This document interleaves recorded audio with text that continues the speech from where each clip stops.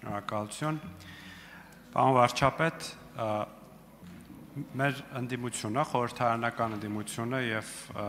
ընդդիմադիր այլ շրջանակներ մի կողմից մեզ մեղադրում են եւ մասնավորապես ձեզ մեղադրում են դատական իշխանության վրա ունեցած ազդեցության համար, դատարանները գրպանում պահելու համար, քաղաքական եւ տարբեր այլ գործիչների նկատմամբ հետապնդումներ սկսելու, կալանքներ տալու, քաղբանտարկյալների թիվը շատացնելու մեջ են մեղադրում,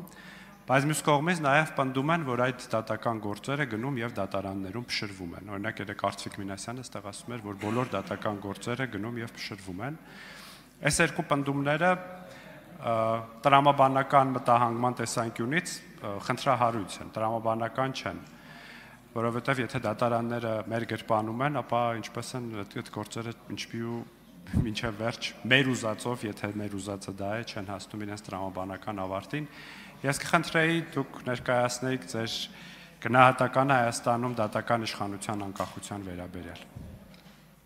Հարցին կպատասխանի վարչապետ Նիկոլ Փաշինյանը։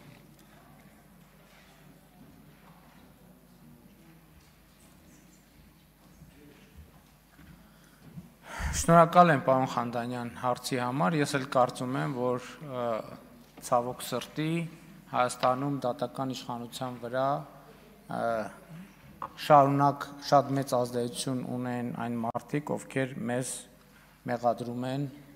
ձեր ասած բաների մեջ։ Իհարկե այստեղ արձագանքը պիտի լինի այն, թե ինչով եք զբաղված 7 տարի եւ այլն եւ այդպես շարունակ, բայց դատական համակարգի խնդիրները իրականում շատ ավելի խորն են, քան մենք պատկերացնում ենք, եւ ես դրա մասին մի քանի անգամ առիթ ունեցել եմ ասելու։ Հիմա եկեք եւ գնանք եւ տեսնենք ժողովուրդը ինչ է ասում դատական համակարգի եւ դատական process-ների մասին։ Ժողովուրդը շարունակաբար խոսում է, որ դատական համակարգը ընդհանրապես այս թեման էլ կա, որին ես կարծում եմ, որ նոր սահմանադրությամբ մենք պետք է անդրադառնանք խնդրին, որովհետև տեսեք ասում ենք, որ դատական համակարգի անկախություն, մենք պետք է արձանագրենք, իսկ ինչ նկատի ունենք դա, ումից անկախ, որովհետև Հայաստանի Հանրապետությունում բոլոր իշխանությունների համար մի աղբյուր կա, այդ ժողովուրդն է։ Ես այսօր տեսնում եմ համակարգային խնդրեմ, որ մեր դատական իշխանությունը օրգանական կապ չունի ժողովրդի հետ։ Այսինքն ինքը մի կղզիացած վիճակ է, որը եւ այդ օրգանական կապի բացակայությունը լրջագույն խնդիրներ է ստեղծում։ Ինչպես այդ օրգանական կապի խնդիրը լուծել, դրա որոշ հատվածի ես անդրադարձել եմ, մասնավորապես խոսքը երթվյալ ատենակալների համակարգը ներդնելու մասին է, եւ ելի ուրիշ գաղափարներ կան, որ ես կարծում եմ նոր սահմանադրության համատեքստում մենք պետք է քննարկենք եւ լուծումներ գտնենք։ Իհարկե այն էլ կա, որ դատական այն համակարգը, որ մենք երազում ենք, եւ ընդհանրապես պետական համակարգը, որ մենք երազում ենք, մենք մի բանի չենք առերեսվում։ Դա ենթադրում են հանրային լուրջ ներդրումներ այդ համակարգում, որովհետև չի կարող լինել մեր հանրային ընկալումներին համապատասխան դատական համակարգ, եթե դատական համակարգը համապատասխան չափով չի ֆինանսավորվում։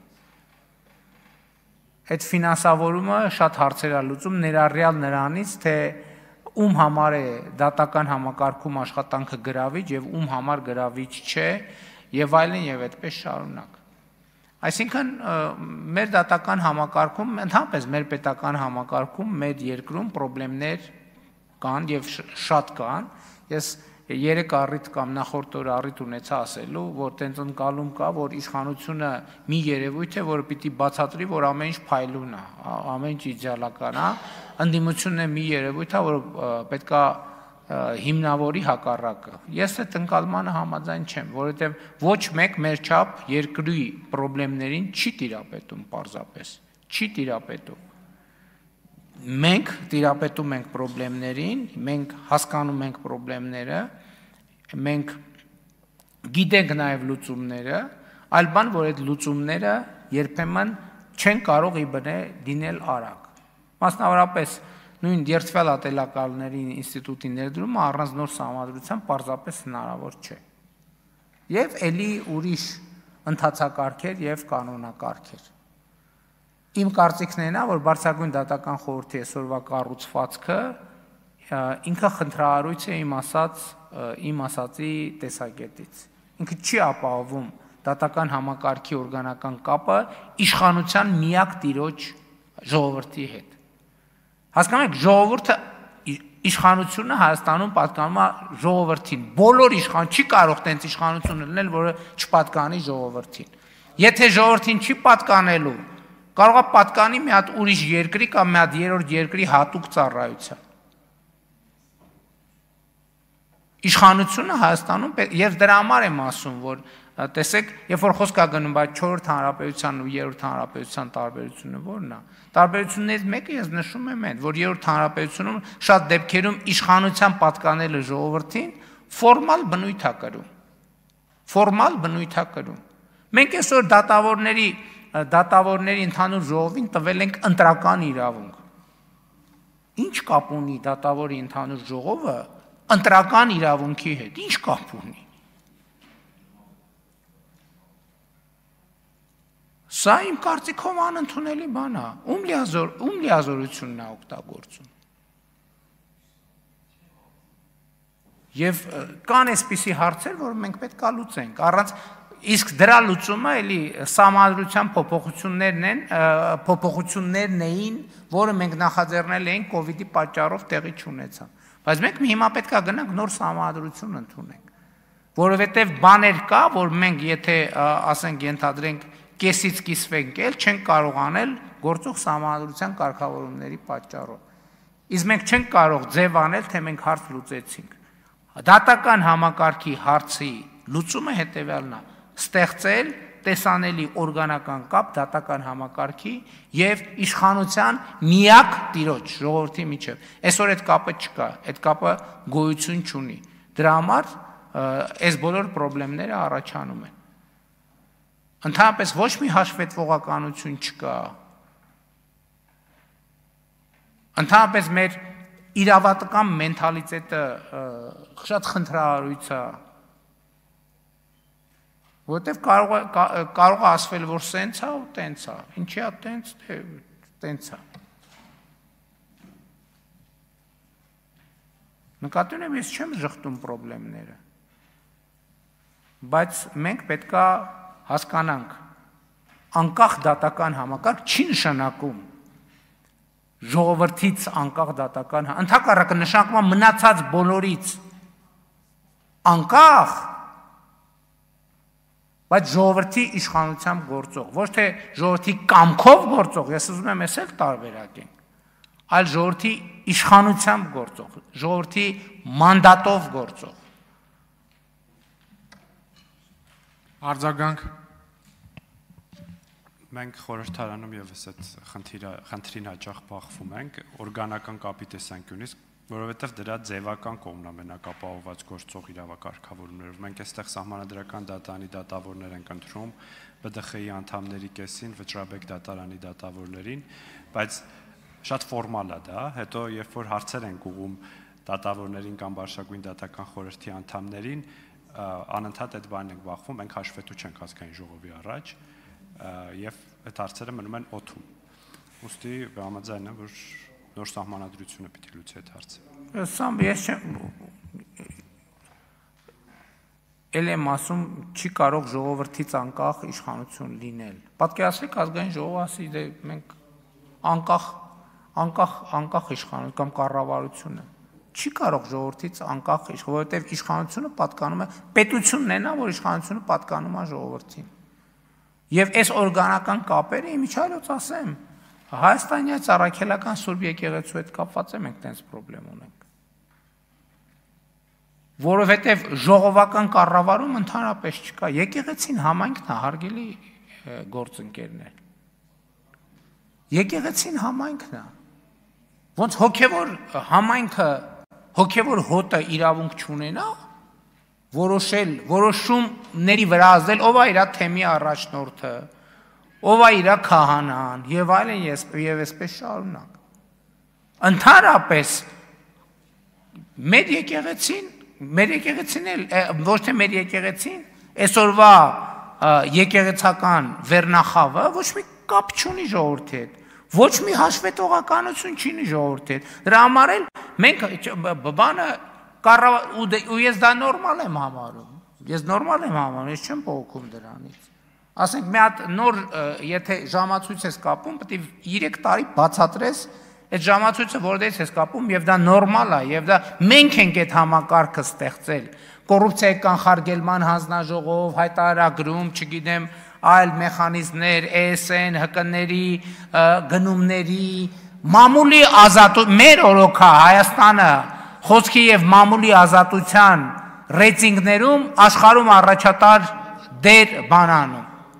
Բայց չհասկացա, հոգևորականը Bentley ունենա, 3 հատ կնիկ ունենա, 1000 ներողություն ես բառի համար, այդ իրանց ընկալումն է։ Ասենք 4 հատ սիրուհի ունենա, ամեն բանում երկրում մի հատ երեխա ունենա, չգիտեմ, ոսկեղեններ ունենա, ինչ ասես ունենա, ով ոչ մեկին հաշվետվություն չտա, խելագար եք դուք։ Ասենք դուք ում եք ներկայացնում, դուք Հիսուս Քրիստոսին, հələ մի հատ մեզ են ասում, ներ։ Դուք ձեզ հայլու մեջ տեսել եք ընդհանրապես։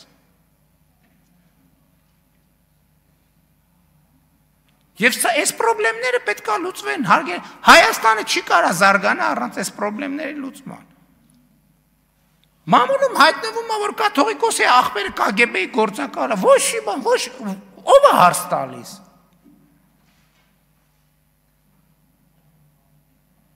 KGB-ի գործակալը ու հիմա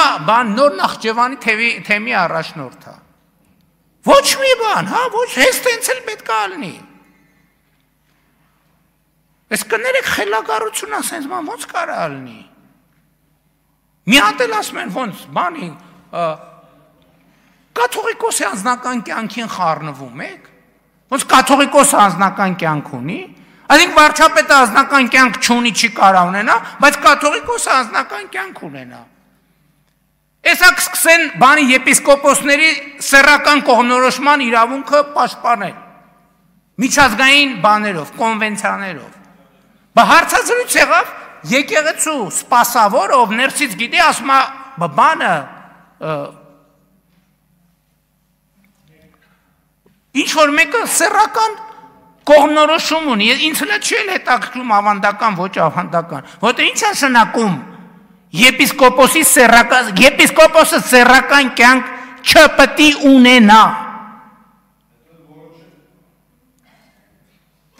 Ու ոնց Հայաստանում մարդ կա, որ մտածում է կարա ուրիշ բան տեղի ունենա, Հայաստանում մարդ կա, որ պաշտպանում է այս դիրքորոշումը, բացառված է, որ այդ մարդը Հայաստանի հետ կապ ունենա։ Ինքը ուրեմն բանն է, այդ բանի եզրասի, այդ բանի գործակալական ցանցի անդամ է, ուղիղ կամ անուղղակի։ Մեկը մեր մասին մի հատ հայտարարություն անի, ասի տեսել եմ բանում անտառում փռշտալիս։ Լսեք, ամիսներով կքննարկեն։ Հիմա մեկը KGB-ի գործակալ է, մեկը բան է, քահանաների հետևից հանգնում ձեռներակցում, լռություն կատարյալ։ Լսեք, սա այլասերվածության կատարյալ աստիճանն է, այլասերվածության։ Ու սրա մասին մենք պետք է լռենք։ Կաթողիկոս կոչվածը Գարեգինը աղջիկ ունի, թե չունի։ Ունի, թե չունի։ Այս հարցին պատասխանել է այդ մարդը։ Աղբերը, որ KGB-ի գործակալ է, որևէ բացատրություն տվել է։ KGB-ի գործակալը մեզ հայրենասիրություն բացատրողն է, մեր ազգային ինքնությունը մեզ բացատրողն է։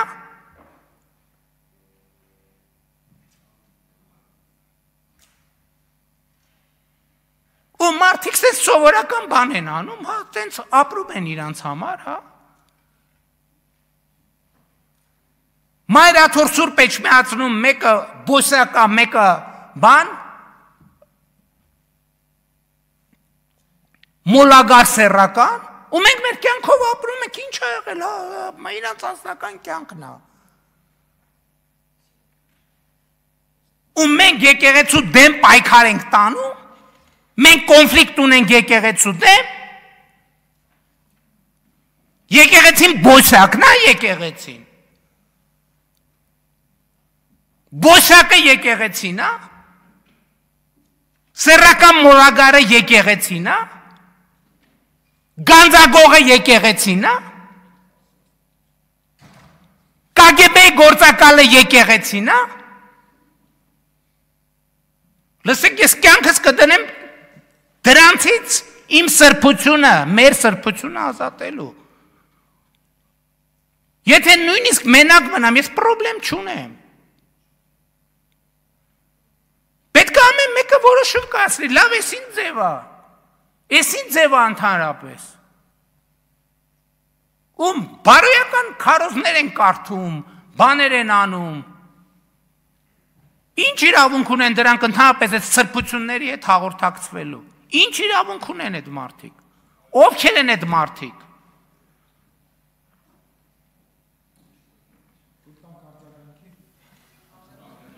Արձագանք էլ է։